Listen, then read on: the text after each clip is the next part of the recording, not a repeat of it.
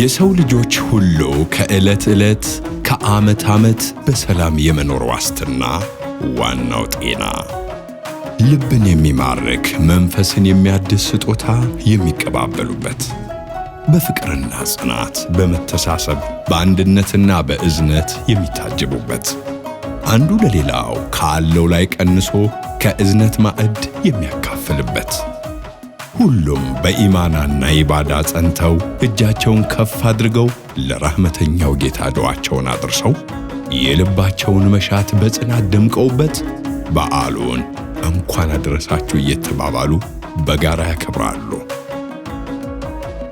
እንኳን አደረሳችሁ።